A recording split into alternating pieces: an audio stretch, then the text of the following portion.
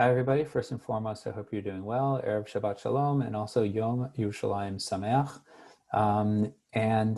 The fact that it is the Shabbat of Sefer BaMidbar,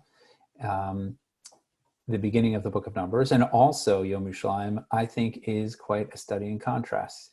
And so I'd like to share just a couple of reflections on that. The Midbar, the desert, the wilderness, it brings to mind vastness, emptiness, and a lack of definition.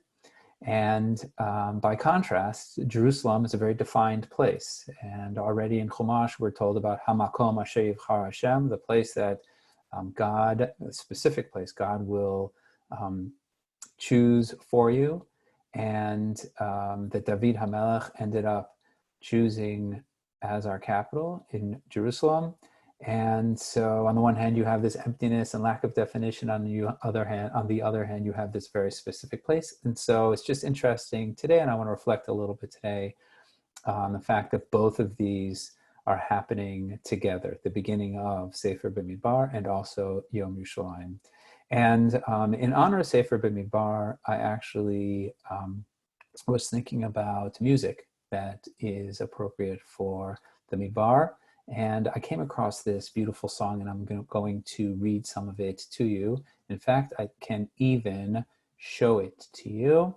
Hamidbar medaber, okay, the wilderness speaks. Hamidbar medaber, koreh lecha liot sameach, calls out to you to be happy. Maskir lecha shakol poreach. It reminds you that everything flowers. And really, when you're in the desert and you take a close look, you do see that the desert blooms in certain ways. There's a whole existence there that is not so familiar to us, a natural world. We think of the desert as empty and lifeless, but it's not. It does have life. However, the song in the end isn't actually about the wilderness, which is so interesting. Maskir lecha shakol poreach, and then here's the twist in the song, etz lecha balev. That actually, where do you see things flower? Where does it remind you that everything blooms? It actually reminds you that everything blooms inside of you, that you flower inside yourself. And so it starts out as a song you think about the wilderness, and the external world actually ends up being internal. Hamidbar mitorer, the wilderness awakens, im zrichato shel hayareach, with the light of the moon. Maskir lecha shet hayareach reminds you that you are a guest, ba'olam hazeh, in this world. And so on the one hand, the vastness, it makes you humble because you're so small in the midst of this huge wilderness. And that reminds you you're a guest in the world.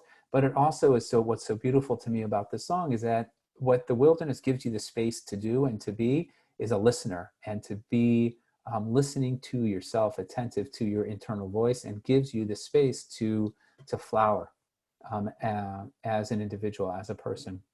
And I think that on the one hand, while the wilderness, and we sometimes feel like now we're in the wilderness, on the other hand, you can hear yourself better in the wilderness, in sort of an emptiness. And I want to contrast that with Jerusalem, a busy, noisy, complicated place, right? All three major religions, Judaism, Islam, and Christianity, are present there. And when you go there, you're always navigating other people. And that is a huge contrast with the desert.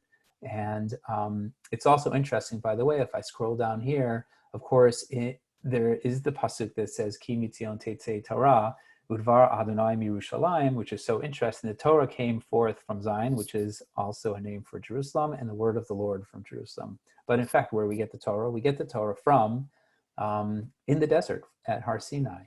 And so in our imaginations, actually, as a people, it's also true that we think of Torah coming from Jerusalem. And the fact is that that crowded, noisy, complicated place is also so important to us, as we all know in our tradition from the time David HaMelech established it as our capital. And so it's just worth reflecting how important that is for us as well. The messiness and the noisiness, how important that is to us as a people, and to share space with other religions, how important that is to us as a people, at the same time as we value and appreciate the opportunity to spend time in the wilderness and to be attuned more to ourselves. And so while we during these times look forward to crowds, probably when it is safe to be in a crowd and to be close to other people, in the meantime, I hope that thinking about the Midbar can also um, help us appreciate the lack of the crowds we have now and the opportunity to be better listeners to ourselves, to have the time and space to porech, to flower within ourselves more. I am going to, with this video, I'll share the actual song. I think it's a really nice song. It's worth a listen to, BaMidbar, and also a presentation or slideshow on Yom Yerushalayim. I hope you enjoy them both. Have a great and healthy Shabbat. And again, Yom Yerushalayim Sameach.